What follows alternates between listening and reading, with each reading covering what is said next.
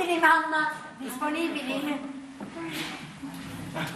Angelo ci ha parlato molto di questo fidanzamento. So che lo faremo secondo gli usi e i costumi siciliani, Sì, vero? sì. Tutto cose vinti, abbiamo tutto vinti. Mi raccomando, dolcini, confetti, cannolini, pignere. E quei dolcini che mi piacciono tanto, quelli con la ricotta in mezzo. Ah, i sospiri da monaca. Sì, capire, i sospiri da monaca, sì.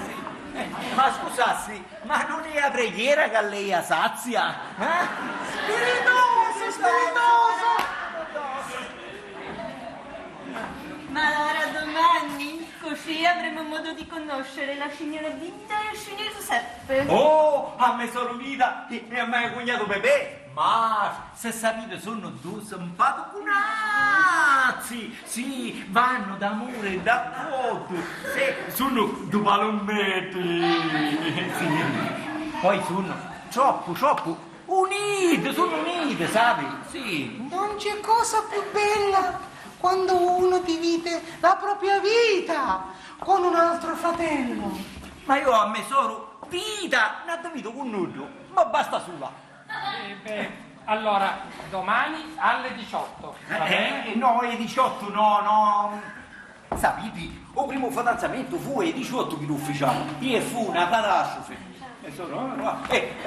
Ho deciso, sarà domani alle 4, ho preso io la decisione. Bene. Così prima di iniziare ringraziamo il Signore per questo passo che stanno per compiere queste due creature.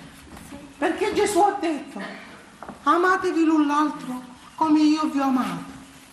Abbiate fede, perché la fede ci fortifica, ci sostiene, ci sorregge, ci dà gioia. Se fecero già il guaccio già passarono. Ci fa camminare a testa alta. Stai attento a non mi scioppa, e sono un conosciuto